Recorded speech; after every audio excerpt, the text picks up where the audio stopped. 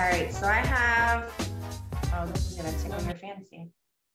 I was just reading on Instagram about R. Kelly's Jocelyn, the girl that he was with. I guess they're together, whatever. And she is revealing that she is pregnant. By him. But wait, there's more. She also, in her new tell-all memoir, The Love and Joy of Robert, in which experts from 11-page book.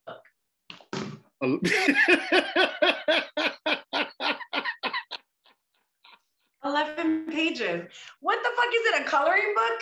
Is it a pop-up book? Like, how the fuck are you gonna tell the love and joy of Robert in 11 fucking pages? The man is 60-something years old, and you got 11 pages on him? Wait a minute. So she's pregnant by him? Supposedly, yeah.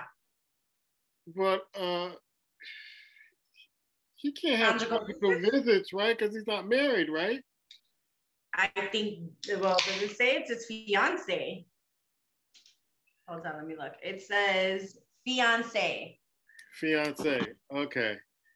Know that he could get conjugal visits. Isn't he like... Yeah, I don't think you could get conjugal visits. It was like that Cat Williams skit where he like, well, that baby might be mine, but this baby... I'm like, and then all you got is 11 pages. 11-page book. Wow. 11-page book on the love and joy of Robert. Well, they said that he can't read, so you know you don't want to make it hard for the guy.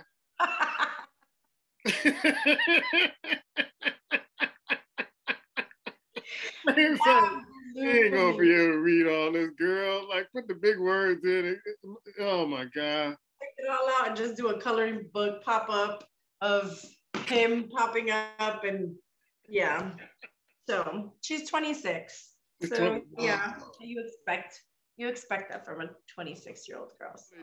They took money off his books. He had like 28,000, and they left him with 500. Yeah. Well, that's what he gets. I mean, I talked to an attorney buddy of mine. He was like, "Yeah, you can put as much as you want, but I guess he's owing money, so they just." That's what I thought. I'm like, he has to be broke, right? Well, not necessarily, because he's probably getting residual checks from all the songs he wrote, things of that sort. I don't know if they're in an account or if somebody is keeping his money somewhere. But could it be her? Huh? Could it be her? I don't know, but maybe somebody is controlling like his business, and then he has to pay court fees and all that other stuff. So, I think, if you don't buy R. Kelly records, he hasn't put out a lot of stuff. He's written a lot of songs for different artists. So if he's getting money from that, I don't know how much money he's getting, but you got to think that folks are dipping into his account and paying for legal fees. I don't know. I think I read a story months ago where the ladies were still staying at the Trump Towers, where really? He had an apartment there or something like that. Yeah. So that, rent is due. That, that's a pretty penny. So, they can't live there for free. And if he got this fiance, I'm sure that they're upset. So I just don't get it of why would you want to bring someone like a pedophile and have his son or daughter, he already has 2 kids. They're going through all types of scrutiny and all types of shit. The daughter, you could tell she has issues, like not issues like mental, but like issues in a sense of where she's very like, she's uncomfortable around people. You can tell that this is all like, has kind of messed with her, where she's not, I guess, who she was before. She's very uncomfortable with herself. Yeah, now you're going to bring another kid in to do damage to him that he's got to read that his dad is who his dad is. Like, come on, man. Yeah, I mean, the kids got to be affected by this. And, they got to, he has to pay lawsuits from, I guess, people who are suing him. He has to pay for his children, child support, all that other stuff. So maybe the money is dwindling with the 28,000, and they're like, you can't have this much on your book when you have this outstanding debt here. So it's looking bad, and it doesn't look like he's going to be getting out of jail. No. Or prison anytime soon. He still has 30 years for what he got, and then he still has another case here. So I think was it New York where he went, and they charged him with the 30 counts, and then he still has his case pending here, where they're gonna, I guess, figure that part out too. Yeah, I mean, I don't think he'll ever see, unless something dramatic happens, I don't think he'll ever see the light of day, to be honest. And I'm okay with that. Like, okay, so are you sure it's 11 pages? Because I will show you in the damn phone in the picture. I have come to the revelation that I need to wear glasses. I need to put on my glasses to read.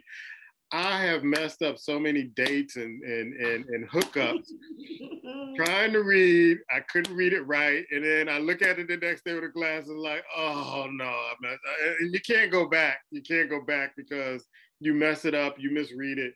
So yeah, you sure it wasn't 111? I just sent it to you. It ain't say no damn 111. That shit said 11 pages. Yeah, that's 11 pages long. Page long book. WGCI. Wow. Wow. Now he got a baby on the way. Child support. Oh, man. Talk about making a bad situation worse. There's something wrong with her too, though. And if he ain't got the money to pay it, what are you going to get? And then how much the fuck are you making off 11 pages? Like, I'm sure you're not ringing in the bucks. Like, I don't think it's going to be like off the seller, like bestseller fucking art author of the year award for 11 pages. I don't. If Dumpy Dump 45 got followers, R. Kelly got followers too. So there's a whole Facebook page for him on Facebook. Yeah. If Dumpy Dump 45 got followers, they're still following him after all the stuff that's been happening. And it's like a cult. It's like they don't even think. It's like, if he's so rich, why are y'all sending him money? Telling you. Yeah, it's really sad, but people need something to believe in, I guess. So they just.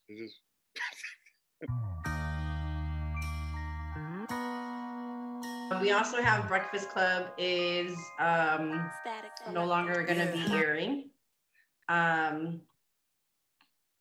Really? I know old girls. I know old girls leaving.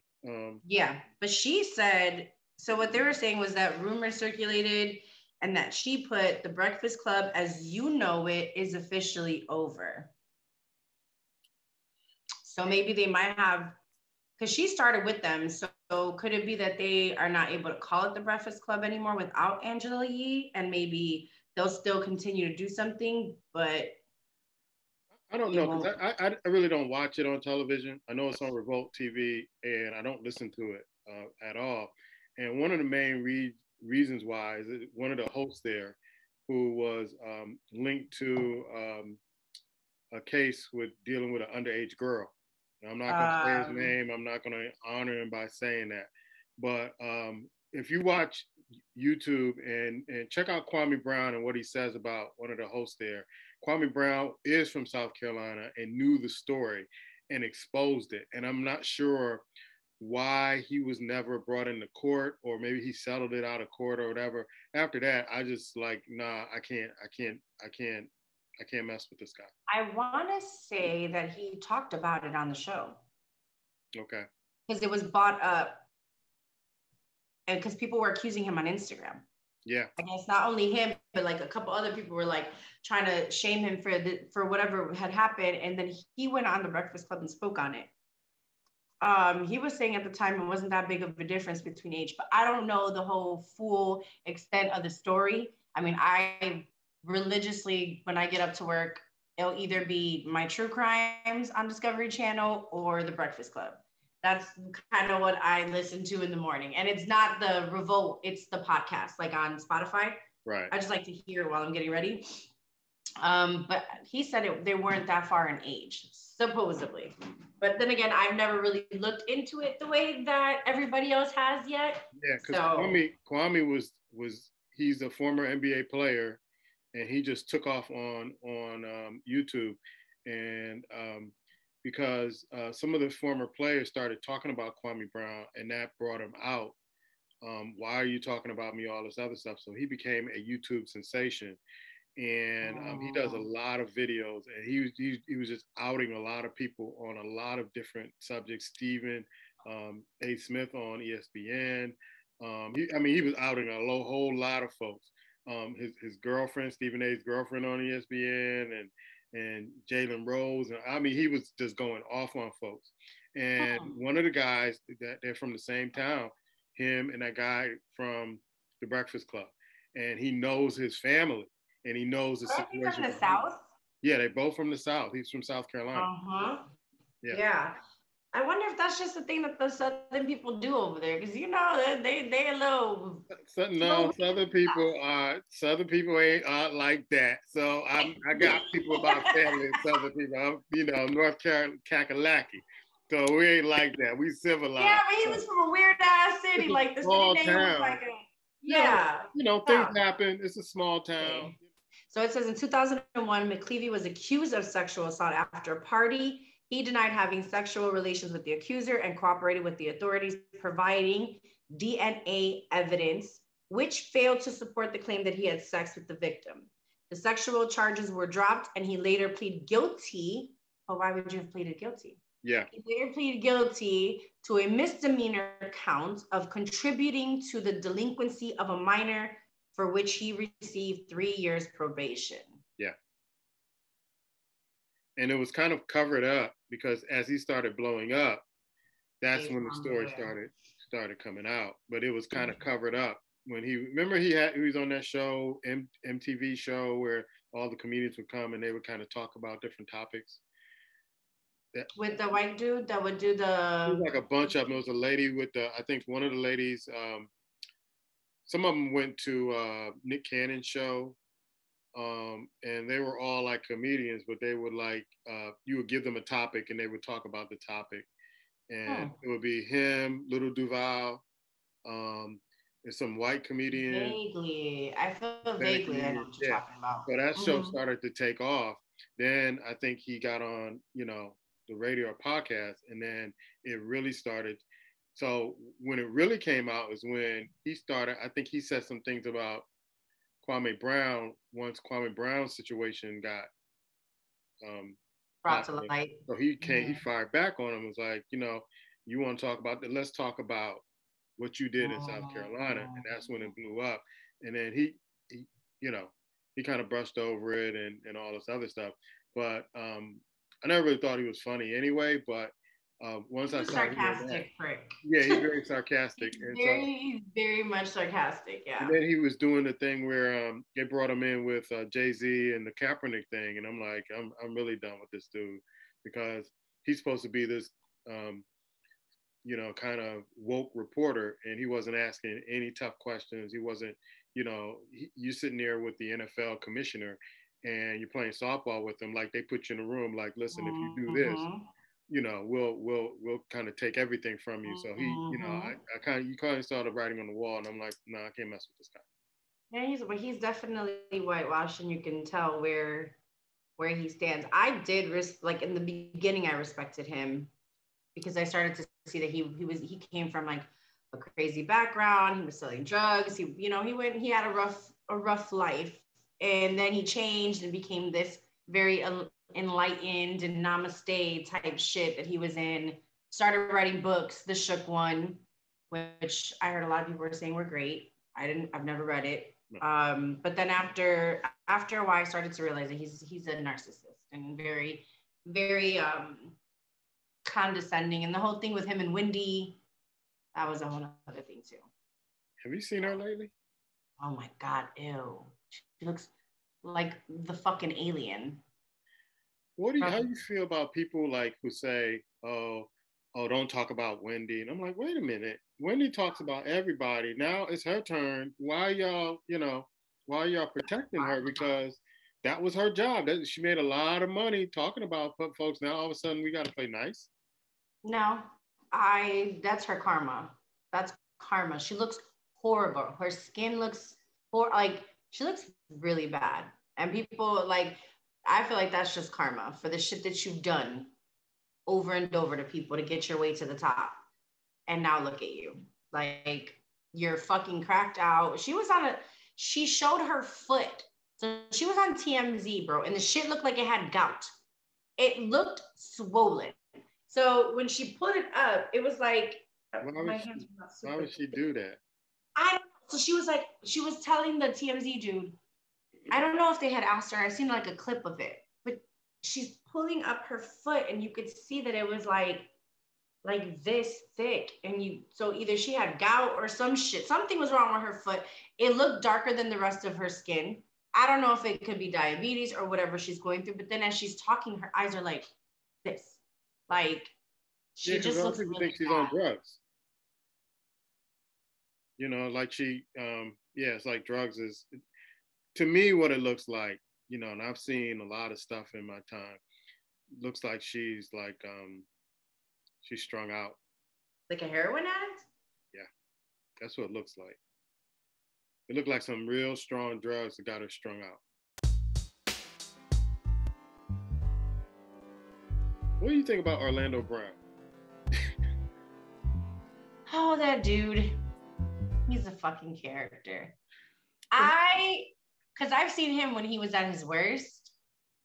And then he was talking about how Raven Simone gave him head, but he said, I don't even want to do it because it's so bad. But they said, oh, so I heard Raven Simone, you know, you and her had something. And he's like, yeah, we didn't do it, but she went, like, he was doing all these fucking sounds, bro. And I am dying. Yeah, she, like, the way he was doing shit, I'm like, this motherfucker, bro, he's crazy. He's got no filter. But he went after Kevin Gates for saying that he's with his cousin, and that he wanted to drink Beyonce's piss, and he was like, dude, you need help. And I'm like, what? Right. Like, you were saying who's, because I was seeing an interview where he was saying he said he Bill Cosby's son. That's what he said. But I didn't hear that one, but the Bow Wow thing that he and Bow Wow never said anything back. So a lot of people were like, okay.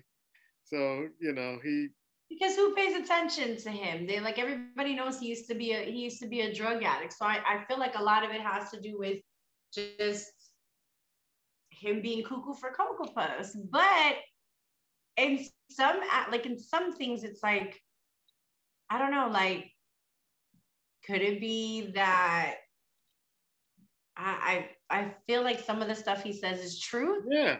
And could it be that they kind of shunned him, like the whole Illuminati, kind of how they did fucking, what's his name, the comedian? Cat Who? Cat Williams, when they like fucking try to make him look like he was crazy and they were painting him out to be this horrible bad guy because he didn't want to join in. So whatever the fuck was going on. Right. He was talking about those parties. He was talking about the shit in the industry, like the dark side of it. And I kind of feel like that's how they did Orlando Brown. And so there's some shit that it makes you like, And there's some shit like, dude, no way. This is, but when you showed me that clip of him going off on Kevin Gates, I kind of agree with him. I'm like, Kevin Gates, bro. Supposedly, so this is what confused me. Y'all fucked, didn't know it was your cousin. Then your auntie or somebody came and told you, hey, that's your cousin. And you said, well, I already did it. Might as well just continue it. The fuck? Like, the fuck? I didn't get the concept of that. I'm thinking, okay, first time you could put that shit under the rug and be like, well, I didn't know she was my cousin.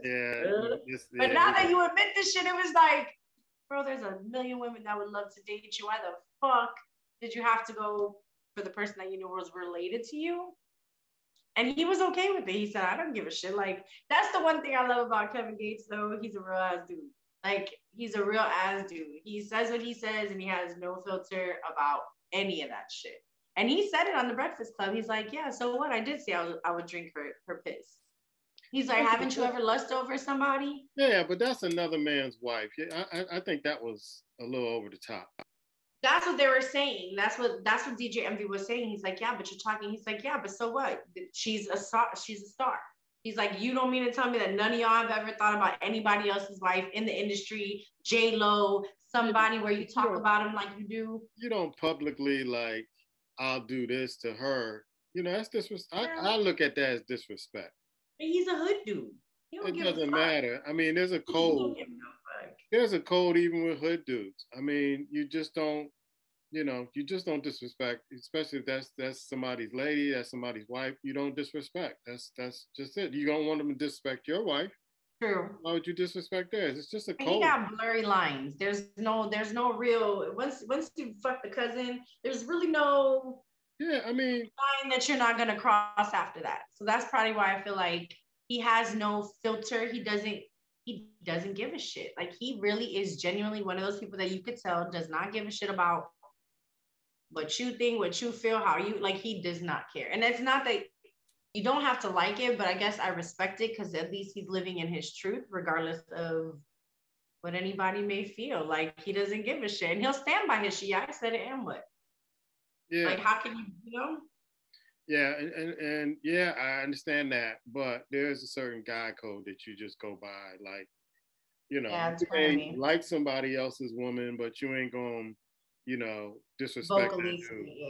Yeah. Just not gonna disrespect them.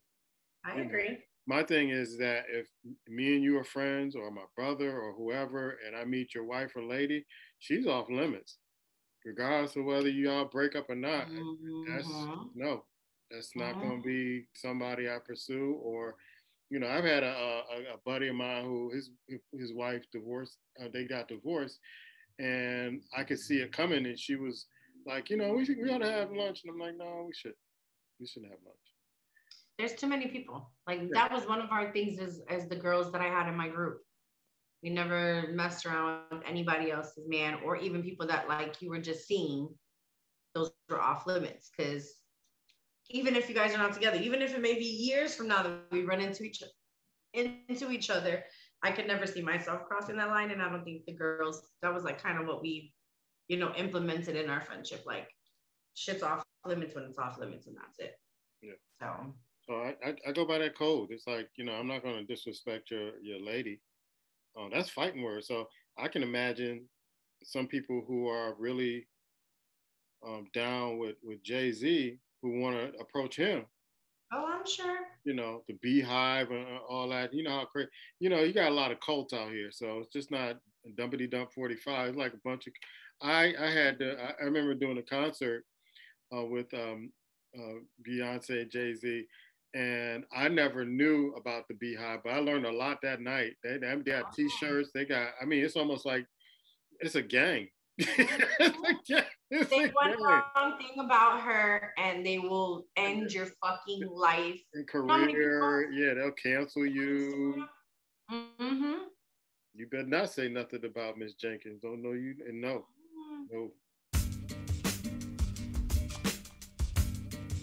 Irv Gotti, let's talk about it, please. Let's fucking talk about it, because this, to me. So when I don't care what you say, I'm not watching that documentary.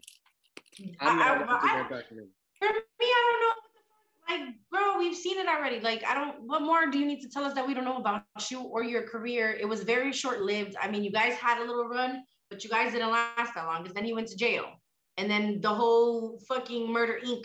went to shit. Literally was probably what? 2000s that they were in the game, maybe for 10 years, and then it was gone because of all that shit that happened between him and his brother, because he was trying to live the thug lifestyle when he was with both parents in a rich school, lived very well, and all of a sudden he was a thug. To me, he comes off as a liar. It's like Game recognized Game. Something about him, it's like, I don't know, dude. I just think he's grimy. That's what you get off of him. You can't trust him. He looks like he's just a grimy dude that you got to be mindful what's around you and how far he'll go to actually do whatever he needs to do. Like, that's how I picture him, grimy. As a man, here's how you look at things. Real dudes don't have to talk about that. That's what I'm saying. So when I seen it on Nori, it just looked sad on his part, because it was like, bro, this shit happened how long ago? Yeah, and he's doing too much. He's doing too much. You're still harping over it. Yeah, you're harping over it. And you were married, my dude. Yeah. When you were talking to Ashanti, you were fucking married. Not only that, you told your dirty secrets about what y'all were doing in the bedroom. And I don't even know if that's true. So he comes off like he's not telling the truth to me. But she didn't deny it because he's been saying that they had a thing. This is not new. He's been saying that they've had a thing for a long fucking time. Like he's been talking about it. They had the show, I don't know if you ever seen Growing Up Hip Hop, where it talks about the kids of the hip hop, like right. Russell Simmons' daughters and all them are they're on there. So they were trying to bring Love and Hip Hop. I want to say it was Cali or some shit where Ja Rule's kids were on there. His kids were on there. This dude, Irv Gotti, and some other kids. They even talked about it on that show because the wife of the ex-wife of his kids, that was something that was brought up between them because she was upset at the fact that they had a thing while they were seeing each other. That's okay.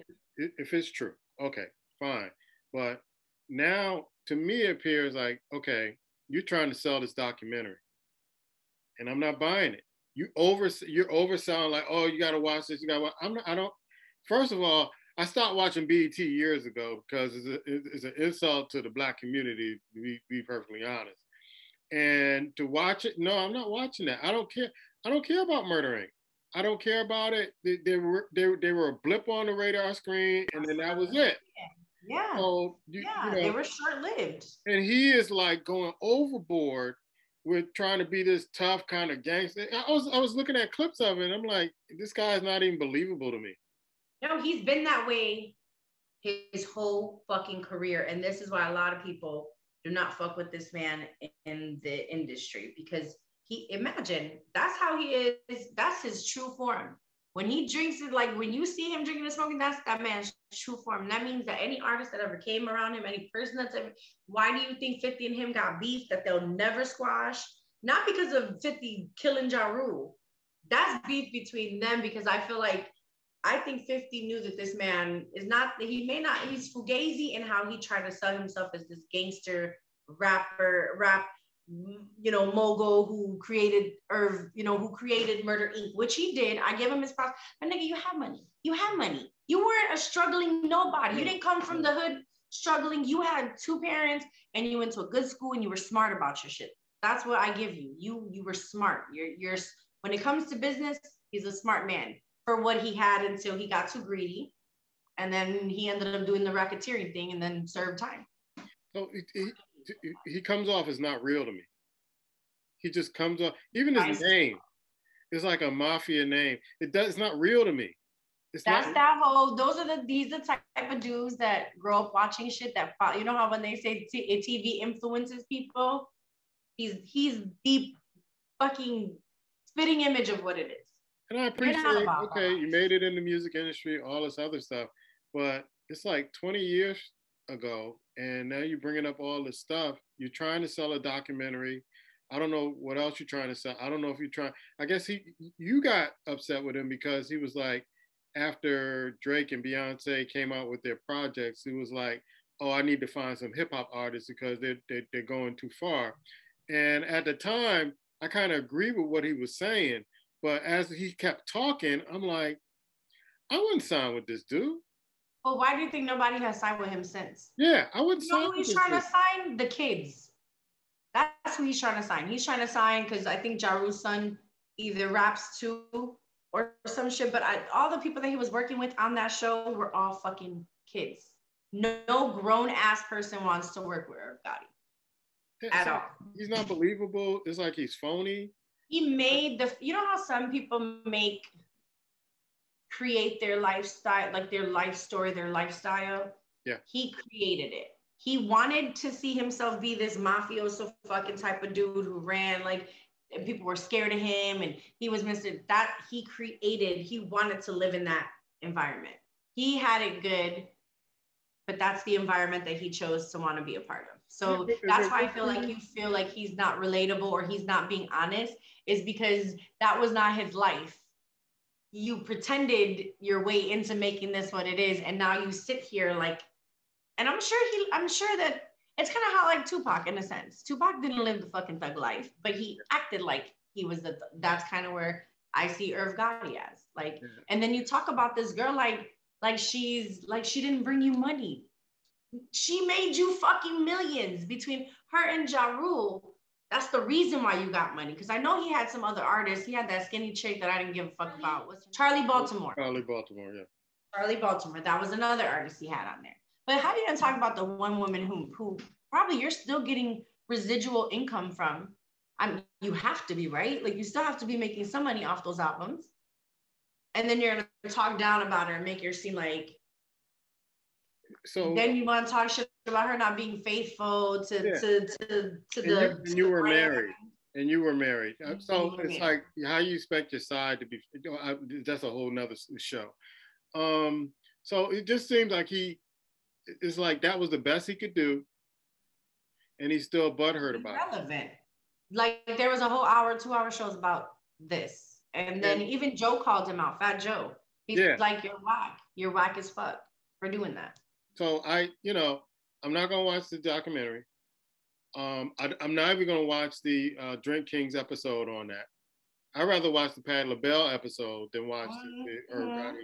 And so to me, he just came off as this phony dude who wants people to think that he's this kind of big dude and tough, and, and that he ran things and he runs things and all this, and he got something to say when you really don't have anything to say. You really have nothing to say. Stuff happened 20 years ago. Most of the audience now don't even remember, don't care. Life goes on. That they were clowning him because they're like, bro, you must be really hurt. You're really hurt. Yeah. Like you're really fucking hurt at the fact that this woman swerved your ass and you're mad, but the whole time you were married and had other bitches. Like, what are you talking? Like he's phony. He's phony baloney. I just feel like that was weak for him to talk about her like that. Because at the end of the day, if it wasn't for her, you wouldn't have had no money. I mean, Ja Rule was coming out, but then he got. Once 50 came, that kind of ended that career. And then it was that whole singing thing because they were always high off fucking ecstasy. So all they did was sing every fucking song. When I think about you. Yeah, they even said it. Ja even said it. Ja was like, yeah, I think throughout that whole time I was fucking high every day. All I wanted to do was sing. Like, because that's what the feeling he was in was fucking ecstasy. That nigga was flying high. He was loving life. So yeah, I haven't seen the Drink Champs. They're just floating out clips. Yeah, they're throwing out clips. It came out. And Instagram. It came out, and but I'm like, I don't need to see any more of this because it'll just irritate me. I'm like, I want to see Miss LaBelle. I want to see. Yeah, I heard she was really funny. I didn't get to see hers yet, but I heard she's really funny and down to earth, and she talks about how her and Aretha Franklin had beef. Yeah. Like they did not like each other at all. So that I haven't seen. I've been meaning to watch it. I just haven't had the time to, but I for sure am not dedicating no time to Irv Gotti and that whole situation. Like you just seem sad. You seem like a sad old dude that is sad because the one got away, but yet you made no changes to try to keep her. Like you sound real phony, dude. You sound real phony below me. It sounds like if you did it, you don't have to brag about it. Or you trying to impress folks like, yeah, I had her. I smashed her. I did it once, so, I had the baddest babe in the game or, But nobody even knew. Yeah. Because you guys couldn't even talk about it. So not one person knew that you and her were dating at the time that you guys were dating. People were speculating. Like Joe said, there's no proof. Yeah. The people thought that she was with Ja Rule, not with him. That was the whole thing. Is that at that time, people thought him and her were together, not Irv Gotti and her. Yeah. It reminded me of a 2.5 Men episode where Charlie was banging this old dude's wife, and the dude came to the house, and he said, "Do you remember all these old actresses?" He says, "No," and he says, "Well, they were beautiful and they were the most Yeah. popular, and I nailed them all. And like nobody cares. Nobody cares. That's when you get older, you just start singing out shit. I remember when I used to be up in the clubs and they're like, okay, get your ass down, lady. I nailed them all. He's like, okay, great. These women were probably old and buried by this time. Who cares? Yeah, I think he was reaching. And I just think that at some point you look pathetic. Like you made yourself look even more pathetic than probably dudes already knew you were. Because I'm sure in the game, motherfuckers know you for who you are. You were never about that life, but you made it to be about that life. That's probably why he does have goonies around his circle, but that's because you propped it up that way for yourself. Not because that came with what it was. That's why I always appreciated artists that were they are who they are. True to their I'm not gangster, I'm not this. This is what I do. I'm not, I'm not going to sell you a bill of goods. This is who I am. And so I always admire it. And I think a lot of artists don't realize, you've got a lot of fans who, they get caught up with your, your persona. But, at some point you got to be you. And if people like to fake you, then who do they really like? Who are they really following? Is it genuine? Yeah. And so, with him, it's like, it's like, okay, man, that's the way you want to be, fine, but I ain't got to mess with you. And, that was 20 years ago. What and I'm surprised she hasn't came out either. Like, I'm happy that I don't think she has to. No time of day. Yeah, she's giving it no light. No. And that's good. You don't have to. Like, don't give it no light. Here's another thing. So then they were talking shit about Ja Rule because Ja Rule didn't say anything. Yeah, he was just sitting there. He was just sitting there the whole time. So then he goes on underneath Noriega's Instagram with a picture of Irv Gotti, and he says, "Stop saying I didn't defend cis and all women when I clearly told Gotti, stop calling Ashanti women the B word, the same way I told Joe at the Versus, watch the interview before you talk shit. Now leave me the fuck alone. Now leave me out these grown folks' business," is what he put. I didn't hear him say it once, but then again, I didn't see the whole thing. So maybe he could have, and in the clips, they're not showing it because they're not showing it in the clips that they have. Maybe in the process of it, I think he did it, but jokingly. Oh, dude, stop saying that. Not like, bro, come on. It was more of a, yeah, stop doing that. Like, not really stopping him type shit. And I love the drink chant. I love it because they're giving flowers to folks that absolutely need their flowers. And they do go back in history of what's happening. But you have to ask yourself with that, is that really relevant to Murder Inc.? I mean, Nori just likes the shit talk. I think with everybody he's ever had on, he loves the stories. So I feel like he was going to stop it because it was juicy, and who the fuck doesn't want to know if he smashed the Shanti? Like, I think that was his thought process. Nori's a fucking fool. Like, he's just a goofy ass dude. And even when he interviewed Nas was telling him stories about some shit that you never knew Nas did. But so I guess he let it run the way that he felt it was going to run for the sake of whatever. And it's got a lot of traction. I mean, it's got a lot of publicity. I think if I was that famous, I would go the Derek Jeter or the Warren Beatty kind of route where I'm going to let you talk. I ain't going to say a word. And, you can say whatever you want to say, but it didn't come from me. Right. So I was watching Derek Jeter. Derek Jeter, there's stories in New York. Derek Jeter, would date you. And then when he was done with you, he would, say, this is over. Send a limo for you and have a nice parting gift package for you, and he did it like a gentleman. And you never knew, you saw him with all these women, but he never kind of said anything, just really respectful. Warren Beatty, there were women who've written songs about him. You're so vain and all this other stuff.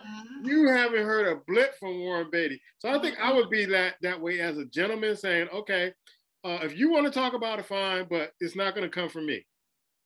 I agree. Any real man wouldn't have done that, but that's what makes him the scum bucket that he is. He's a scum. That's what I'm saying. He's a grimy ass person. You cannot, I feel like that's what makes, for Irv Gotti, I've always felt like this slimy, not trustworthy type of person that you would want around you. Like, I feel like that man will sell you in a heart. He would sell his own mom if he needed to. That's how he comes out to me. When I see Irv Gotti, that's what I've always thought about him. You're a grimy ass dude. Like, how do you have artists that still rock with you? Only person who really rocks with you is Ja. And it's funny. And I feel like he's just that type of friend where, oh, that's just my friend. That's just who he Yeah, is. that's Like, just who he is. I know yeah, him. Yeah. I love him because maybe he does have a really good heart with John. Maybe they do have a whole nother relationship that we don't know as far as like how their bonding goes. Or So maybe that's why he rides with him. maybe he shows his true self with Ja that nobody else kind of sees in the public. Possibly. If you hear these stories about Michael Jackson, you ever hear the stories about Michael Jackson where his voice is not that high? He only did that in public. Mm-hmm. Mm-hmm. And so he's like, you know, a lot of folks are like, Michael was gangster. Him and Tupac got into it. Yeah, it's like people jump on him. They forget he grew up in Gary, Indiana. Like, stop playing with him.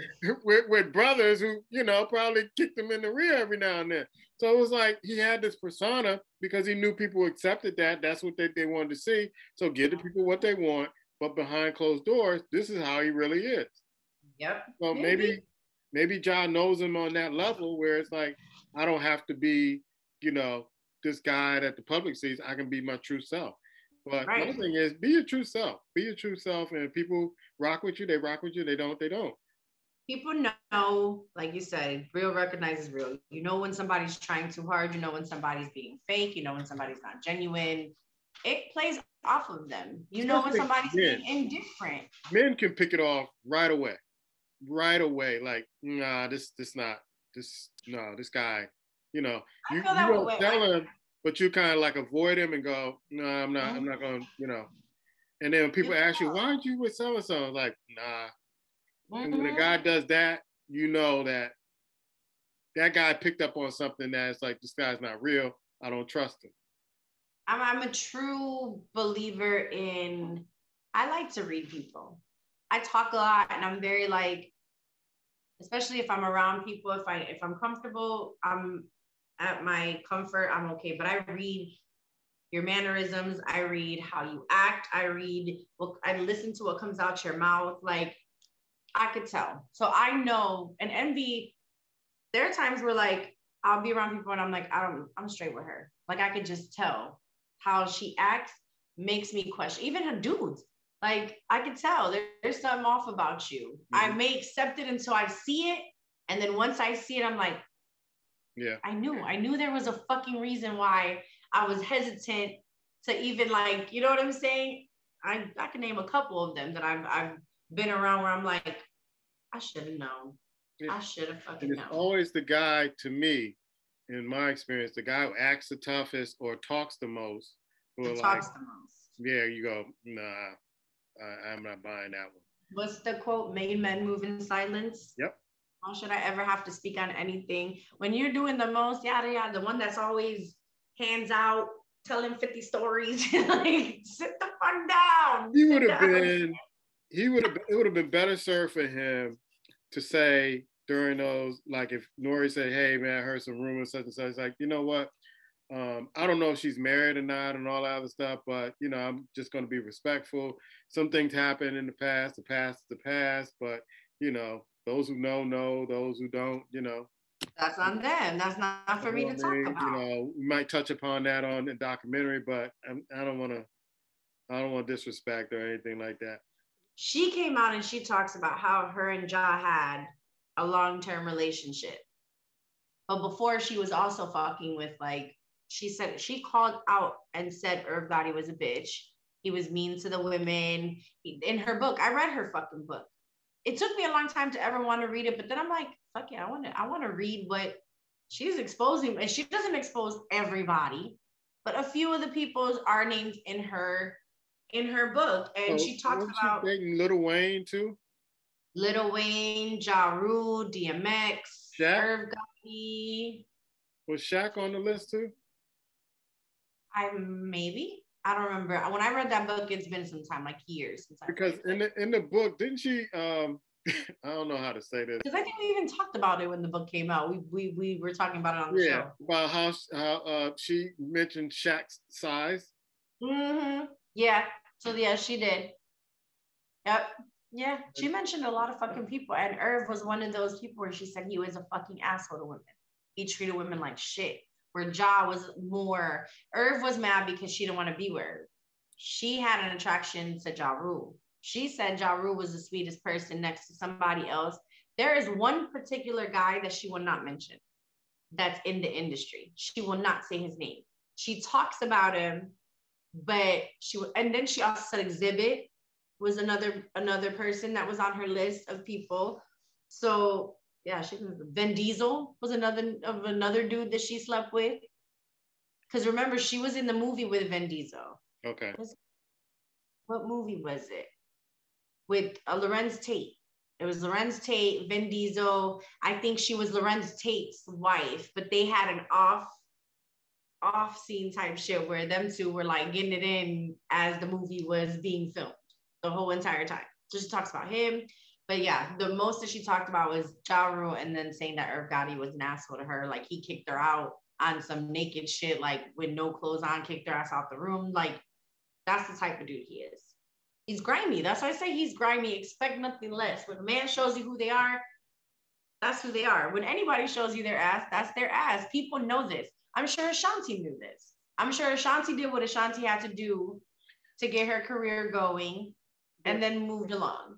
But Jaguar White talks about it. If you ever seen videos of her, I mentioned this before, Jaguar White just goes raw in the videos about how women are treated in the industry and how they're misused and they're sexually assaulted just to get where they need to get.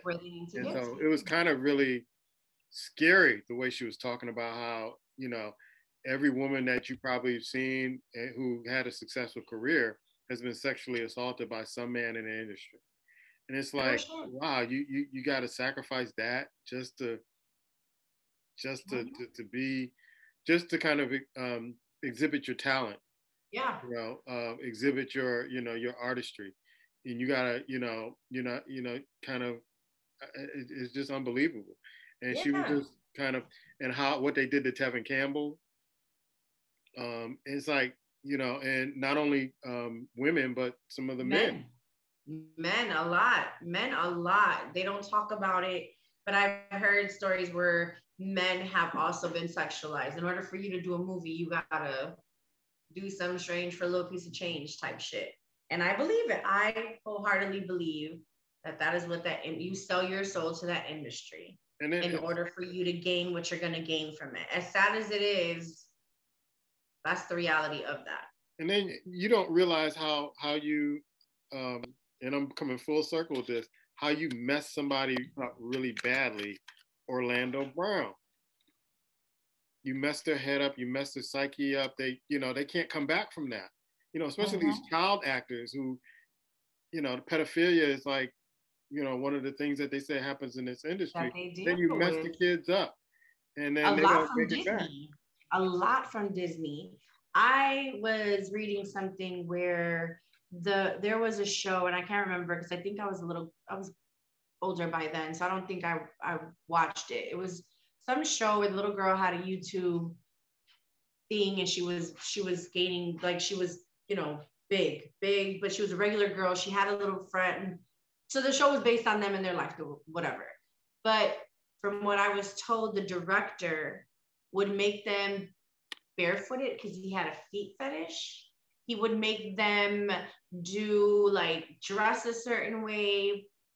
He would put them in like different kind of clothes that they shouldn't have been in, hairstyles that they shouldn't have done, like just to get them to be grown in a sexual way. Right. They talk about that. And I can't remember her name. It's some girl, but at the time, I guess the show was pretty hot on Disney. And she was like, yeah, we went. The other girl, the best friend, goes on camera and says how she was affected by it and why she never wants to be in the industry again after that show. She's never done a movie. She's never been on TV. She's literally walked herself away from it just because of what that director did. So not only her, but I'm sure to a bunch of other I'm sure he produced a bunch of other shows for Disney and probably did that to a whole bunch of other kids. It makes you think. I know for me, it makes me think, who hasn't been quote unquote touched in this industry? You have to be real lucky with a really good support system. Yeah. To not have to have endured that. Meaning parents that give a fuck, people that actually care in your corner. Because I feel like if not, then yeah, I'm sure it's happened to a lot of kids. There are two things I want to mention that deal with one. I'll go into real quickly. The new Black Panther movie that's supposed to be coming out. And what I love about this is that there's a character out of Marvel Comics that they're making Latino. Yeah. And I think that's great. I think that's great on Marvel's part to do that. On the flip side of that, Franco, there's an actor by the name of James Franco. James Franco, who is going. I guess they put him they're putting him in the film to play Fidel Castro, and you got John Leguizamo and a lot of Latin artists are saying this is not right, and I agree with them. I agree. It's funny you bring that up because somebody on my page on Facebook made a comment about that, and he was like, "Oh, John Leguizamo needs to shut up," and whatever. And it was based on the whole James Franco playing Fidel Castro. And of course, I always have to put my 2 cents in. And I'm like, first of all, you have so many Cuban actors in the industry. You have so many Spanish actors in the industry. Instead of reaching out to them and putting them in the film, you take a man he's not Spanish. They want to say he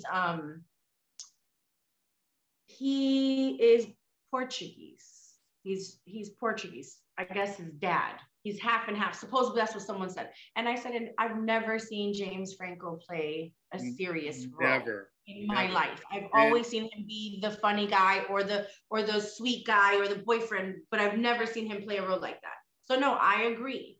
And I get it. John Leguizamo made the comment that he made, and I agree with him. I'm like, no, I think that it should have been given, but that's the problem. There's a lot of times where Hispanics get left out of their own movies portraying people that, why would you not, you know what I'm saying? It's crazy to me. I don't get it. But what got me, and I got this from also TikTok, and I did my research on it, there are a lot of Latino actors and actresses who had to give up their original name to play white characters. Yeah, even they wouldn't make it in the industry. Even musicians, even Spanish musicians had to do that. Hector Lavoe is one of them. Lavoe is not a Spanish name. His real name, I can't remember what his real name was, but it was very fucking like a very Puerto Rican ass Spanish name. I can't remember what the last name was, but they changed it purposely to give him a name. So they did that with a lot of artists and a lot of Spanish actors and actresses to take away from them. So that, and even this was like from the 20s. There are people who were playing in the 1920s that were doing film that nobody ever knew that they were Hispanic, from Cuban, Puerto Rican descent, anything. They did not know that. And then they whitewashed them to look a certain way. They looked more Italian. Back then, Italian actors and actresses were big back then in film. So, yeah. I don't like to use the word boycott, but if they're going forward with this, just don't go see the movie. That's how you hurt them in the pocket. So then let's play devil's advocate. Could it be that no real Hispanic artist wants to play him? Because it wasn't like Fidel was somebody who anybody would want to portray. He was a dictator, and maybe people don't want to play him because who the fuck really wants to play? Especially if you're Cuban, like who out of being Cuban would you want to play Fidel Castro? I don't think that's the case. I really don't think that's the case. I think sometimes that the industry or the movie industry and the major players like to push different agendas. And so with James Franco, it's like he was in his own. I think he's still in hot water for some of the stuff he's done. Sexual harassment, Yeah. sexual assault too. So, yeah. Maybe this is something that they cut a deal, whatever, because they push a lot. I've been watching a lot of movies. I watch a lot of movies all the time, but I'm noticing some of the movies where they push an agenda that has nothing to do with the story or the movie, just because maybe a Hollywood type says we need to push this particular angle or we need to push this particular group in this movie, and it has nothing to do with the storyline. And so if it has something to do with the storyline, I can see, I'm a movie buff. So if it makes sense, it makes sense, no matter what it is. But when it doesn't make sense and you're just going to throw something in there. And so this has been done for a lot of years. It's been done to African Americans. It's been done to Asian Americans. It's been done to Native Americans, the First Nation people. And it's been done and it needs to stop. So get characters that are of this, because they can bring a sense of culture that James Franco will never get. I don't care how many people he talked to. I don't care how much research he did. He can never get to the depths of the culture. So get somebody of the culture to do it. So that's why when they try to say, "Oh, well, he's part Portuguese," no, it doesn't make a difference. It doesn't make a difference. And I thought, I agree. And I think, it's been done with, even Samuel Jackson years ago was getting on the industry because he was like, you're hiring English Black actors to come and play roles of gangsters and stuff. That doesn't make sense. You got actors here. And at first I'm like, well, maybe he's kind of, just, getting older and getting, crankier. But I'm like, he's absolutely right. And nothing against those guys, because there's some fine actors that come from London and England that are from African descent that do a great job. But I just think that it's, I don't know why it's so hard to use the folks that that they are of this culture and then have somebody else try to portray that, and it's not going to hit the mark. It's not. It's sad. It's sad because you end up missing on a lot of good people that can actually play a role. Like, supposedly they're in the works for so they made a comic book in Puerto Rico and it was based off of Rosario Dawson. The character looks kind of like her. She's a superhero. And it talks about how she's like a scientist, and then she goes into her laboratory, something happens, and then they create this superhero. Fucking absolutely loved everything about it. Even the CD, down to the CD of music that they have with all these salsa band members that are playing, like, amazing. That comic book came out 5 years ago, 6 years ago. I think I have a copy of it. Still to this day, they still have yet to actually come into works. And I know that they were on Instagram because it was Rosario Dawson, the person who made the comic book, and somebody else. And they were talking about how they were going to bring it to the film. It has been still, 5 years now later? Yeah. No film, no nothing. Because why? And then that was what somebody was talking about too on TikTok. Like, finally, in Black Panthers, they showcase the Mexican Indians. Yes. So if it sells, because Black Panther, they didn't think it would sell. No. So it's a part of it is money too, because if they don't feel it's going to sell, they're not going to do it. Yeah, that's crazy. It's sad because you missed out on a lot of good shit, and hopefully they'll rethink this whole James Franco thing. Because in all honesty, I just don't find him to be a serious actor who can honestly play that role. I think what's going to end up happening is that shit's going to flop. They're going to end up having to come back and do another film based on him with somebody who actually has, Because I can see people, it gets so much flack that people go, I don't want to see it. And then when it comes out, maybe 2 weeks later, it's on DVD. It's not going to be something that I think is going to sell. Right. At all. I don't like the word boycott, but I'm like, okay, if we feel this way about, and I definitely feel this way about it, I don't want to see it. I'm not going to waste my time to see it. I'm not going to be talking about it until you put actors in that that represent the cultures that you're trying to display on camera, on film. And there's so many of them. That's the crazy part. There's like a fucking in the film, even in TV, you have so many good people that could play this role, and you just give it to James fucking Franco. Like, but they think since he's in it, it'll sell. Nobody cares about James Franco. Oh, What's the last movie you remember James Franco in? I think when that movie, it's a comedy where he was him and Seth. Pineapple Express. That one, and then the other one where the world was ending and they were End of the World. Yeah, and so I think that they're thinking that he's the big name, so he could sell the movie.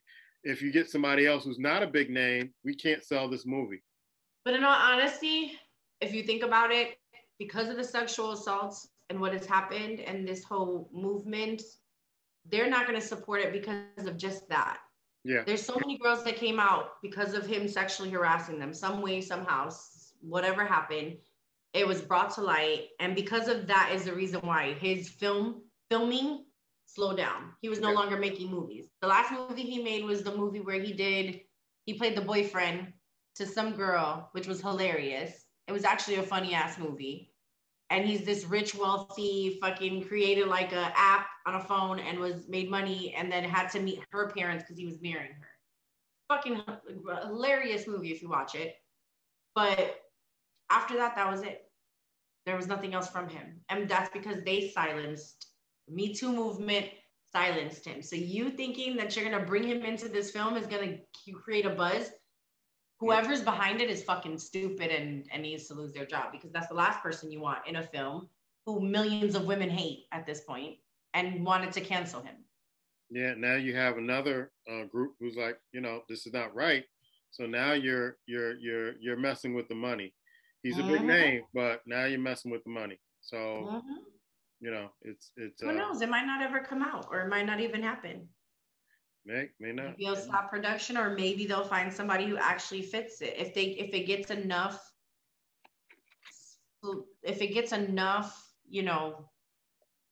enough outcry, enough people that give a fuck that they don't want him, and I bet you it's not. I bet you it was a thought process, and come to find out, they're not going to have him play it unless the film's already in progress, which I don't think it is. It's probably not. Yeah. I remember being in Texas, in Western Texas, and I was doing some work for the Head Start site. And I went to this Head Start site with a guy who was taking me around and helping him do trainings. And when we left, he asked me, he said, "Did you notice anything about the ladies there?" They were like, ladies, some of them were middle-aged, some of them were younger. And they, looked like, a little Head Start, little site, and, it's a little house, and they had the little cafeteria and the cooks, and I met everybody. And I said, no, I didn't really notice anything that stood out. And he said, they're all swingers. He said, me and my wife were supposed to move to this town. But my wife found out, they started talking about, the lifestyle, and she was like, oh no, we can't live here. And so, I'm like, well, I guess, and I started thinking, well, they're in a little town, there's not a lot of excitement, so, okay, you make your own fun in this little town. But the weird thing about it is that you would look at these ladies, and that would never cross your mind. I believe it, like some Stepford Wives type shit. I mean, they were really engaging. They were like Southern ladies. They were like, the example of like the Southern belles and Southern ladies. I mean, they weren't dressed to the nine, but they were like the Southern kind of like hospitality. It was like some, sweet tea and all that other stuff. And I'm like, I was sitting there in the car, like, you gotta be, I thought he was joking. And he said, no, I'm not joking. He said, because in conversation, because his mother at the time was, she was a regional director of West Texas Head Starts. And so they were trying to decide as a couple where they were going to stay, which town they were going to stay in. It was El Paso, it was Midland, it was Odessa, it was all these different towns in the West, in West Texas. And so I had to visit all of them to do training. And he would tell me a little bit about them before, but this one he told me after we left. And I'm like, wow, I would have never thought that. Never in a million years thought that.